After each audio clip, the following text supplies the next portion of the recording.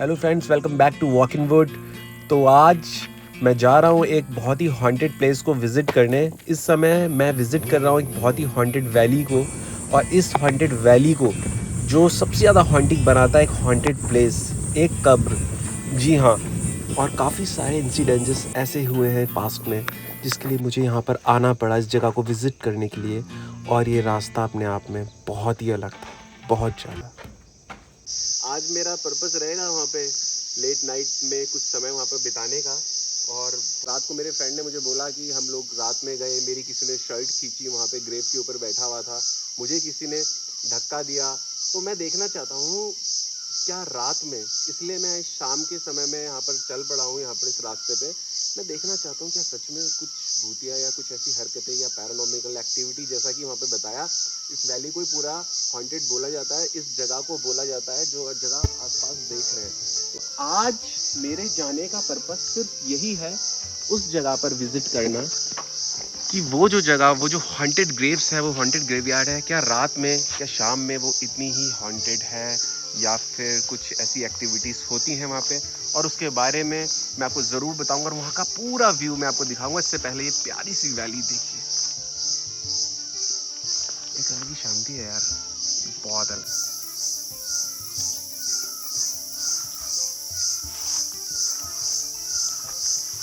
बहुत ही अलग, बहुत ही शांत वैली है ये। और लिटरली यहाँ से एक ऐसा फील अब आ रहा है कि किसी हॉन्टेड जगह पर या किसी रहस्यमयी किसी सीक्रेट प्लेस पर मैं जाने वाला हूँ। और मैं सच बताऊँ तो बहुत अलग एहसास है यहाँ पर जाने का। और अब आगे की जर्नी देखते हैं कितनी अच्छी लगती है। अब मैं चल पड़ा हूँ यहाँ से अपने आगे की मंजिल की तरफ, अपने साथी पार्टनर के साथ। Well, let's go.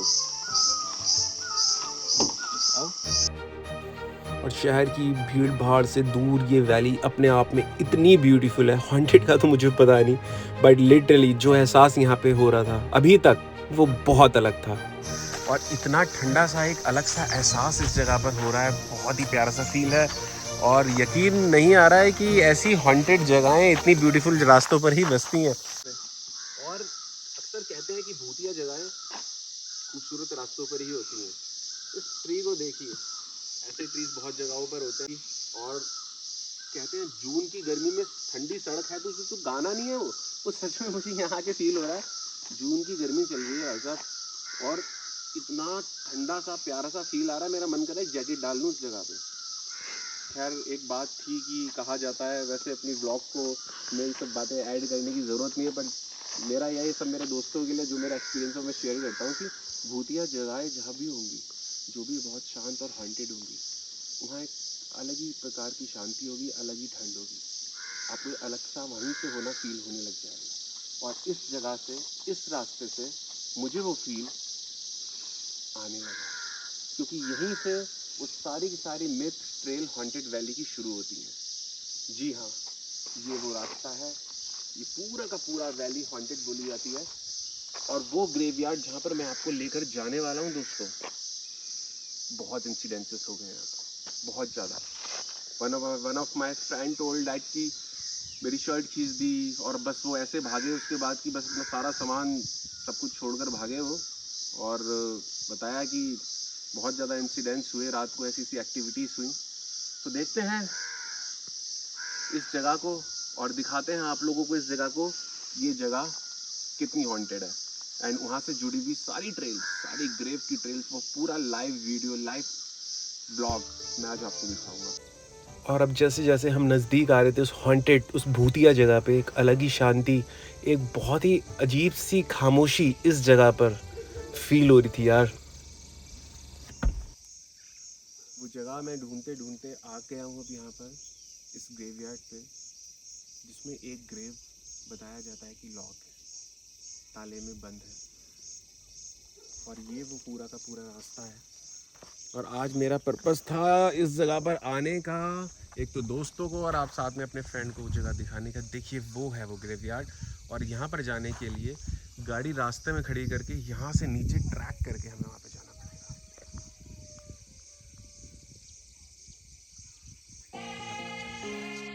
और फाइनली अब हम उस डेस्टिनेशन पर पहुँचने ही वाले थे। और जैसे जैसे हमारे कदम आगे बढ़ रहे थे, वहाँ देखकर लग रहा था कि कोई दूर दूर तक कोई बंदा, कोई परिंदा वहाँ पर नहीं था। बहुत ही शांत। और फाइनली अब हम यहाँ पर पहुँच गए थे, जो कि एक मोस्ट हॉन्टेड ग्रेवयार्ड बोला जाता है इस जगह का। अंदर पहुँचने पर एक अलग ही नेगेटिविटी बोल सकते हैं हम कि अच्छा बिल्कुल भी नहीं लग रहा था। मैं इस चीज़ को समझ सकता था कि अगर कोई, देखिए सबकी अपनी प्राइवेसी होती है, ये मैं हमेशा बोलता हूँ, और इस चीज़ को मैं ज़रूर बोलने वाला हूँ कि कोई अगर रात में आ रहा है इस जगह पर तो यहाँ का मंजर क्या होता होगा, यहाँ पर क्या फील होता होगा। ये आसपास आप जितनी भी देख रही सारी की सारी कब्र हैं, और मैं यहाँ पर जहाँ पर मैं चल रहा हूँ, आई डोंट नो मेरे नीचे कितनी और ज़्यादा ग्रेव्स दफन होंगी। देखिए चारों तरफ ग्रेव्स ही ग्रेव्स हैं, बट यहाँ पर हमें तलाश थी उस ग्रेव की जिसको लॉक में बंद किया गया है। और सच कहूँ तो मुझे उससे ज़्यादा तलाश थी उस जगह की जहाँ पर मेरे दोस्तों ने मुझे ट्रेल सुनाई कि मेरी शर्ट खींची, जहाँ पर उनके साथ वो हादसा हुआ था, उस जगह जाने का।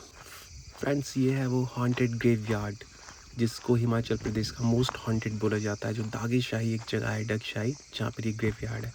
और यार वो लोग यहाँ पर आए और इस जगह पर उनके साथ ये इंसिडेंसेस हुए जो स्टेयर्स चढ़ के उन्होंने मुझे बताए थे। लेकिन मैं सिर्फ इतना ही बोलना चाहूँगा कि यार ये सब चीज़ें, इन सब की अपनी प्राइवेसी है। इसको अगर परेशान करोगे तो कहीं ना कहीं रिटेलिएट तो होगा। 400 से 500 साल पुराना ग्रेवयार्ड है ये, और ये यहाँ का एक ऐसा ग्रेवयार्ड है जो यहाँ का सबसे हॉन्टेड पैरानॉर्मल एक्टिविटीज़ के लिए जाना जाता है, जो एक्चुअल भूतिया हॉन्टेड इसको बोला जाता है। यहाँ की 2 ग्रेव्स जिसके बारे में कहानियाँ बोली जाती हैं कि ये बहुत ही ज़्यादा हॉन्टेड एंड पैरानॉर्मल एक्टिविटीज़ से घिरा हुआ ये ग्रेवयार्ड है, जो कि अगर आप गूगल पे भी सर्च करेंगे तो आपको पता चल जाएगा इसके बारे में। इस ग्रेवयार्ड को आप डालेंगे तो जो वो 2 ग्रेव्स हैं, जो 2 पार्टीशन है ग्रेव्स का, और वो एक ग्रेव जो एक लॉक में है, उसके बारे में क्या कहा जाता है वो मैं आपको दिखाऊंगा। यही वो प्लेस है जहाँ पर उन लोगों के साथ इंसिडेंस हुआ था, और इसी वजह से मुझे यहाँ पर आना पड़ा कि यहाँ पर क्या ऐसी चीज़ हुई जो इतनी ज़्यादा पैरानॉर्मल एक्टिविटीज़ यहाँ पर चारों तरफ घूमती हैं। और वैसे मैं इस वीडियो के माध्यम से ये भी कहना चाहूँगा, ये जगहें पार्टी करने के लिए नहीं होती हैं। ये जगहें एक टूरिस्ट या म्यूज़ियम की तरह नहीं होती हैं कि वहाँ पर हम जाकर हम पार्टी कर रहे हैं, क्योंकि सबकी अपनी एक प्राइवेसी होती है। एक अलग ही बेचैनी और एक अलग ही यहाँ का फील है। तो आज मैं आपको वॉक इन वुड में लेकर जा रहा हूँ,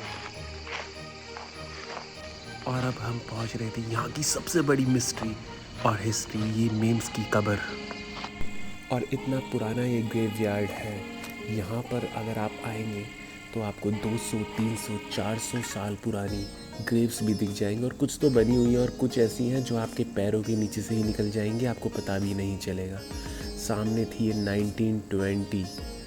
और अब हम आ गए हैं यहाँ की सबसे बड़ी, सबसे ज़्यादा हॉन्टेड जिसको बोला जाता है ग्रेव, मैम्स का ग्रेवयार्ड। ये है वो मैम्स का ग्रेवयार्ड, और इसको मैं आज दिखाने के लिए आज इसलिए आया हूँ। देखिए, तो बोला जाता है इस ग्रेव के लिए जो कुछ लोगों ने बना दिया है, एक मिथ बना दिया है कि ये ग्रेव है जो कि लॉक में रहती है और हॉन्टेड है एंड भूतिया है, बट ऐसा नहीं है। इसके पीछे की कहानी कुछ और है। तो फ्रेंड्स, इस